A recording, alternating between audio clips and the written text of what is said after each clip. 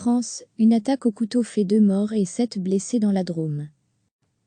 Un homme a attaqué au couteau samedi matin plusieurs personnes à Romans-sur-Isère, une localité du sud-est de la France, faisant 2 morts et 7 blessés, avant d'être interpellé, a-t-on appris de sources proches de l'enquête.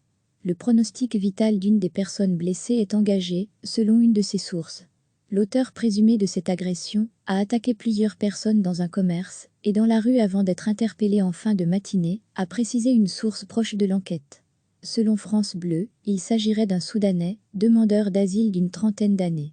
On ignore pour l'heure les raisons de son geste. La police judiciaire de Lyon est saisie de l'enquête.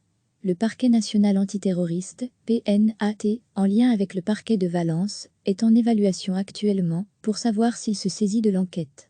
En pleine épidémie de Covid-19, la population française vit actuellement sa 3e semaine de confinement. Recevez chaque matin l'essentiel de l'actualité.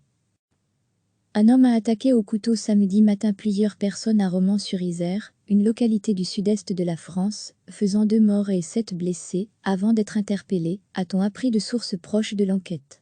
Le pronostic vital d'une des personnes blessées est engagé, selon une de ses sources. L'auteur présumé de cette agression a attaqué plusieurs personnes dans un commerce et dans la rue avant d'être interpellé en fin de matinée, a précisé une source proche de l'enquête. Selon France Bleu, il s'agirait d'un Soudanais, demandeur d'asile d'une trentaine d'années. On ignore pour l'heure les raisons de son geste. La police judiciaire de Lyon est saisie de l'enquête.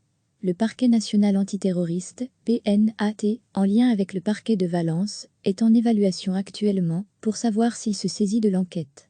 En pleine épidémie de Covid-19, la population française vit actuellement sa 3e semaine de confinement. Cliquez sur s'abonner pour recevoir les dernières nouvelles.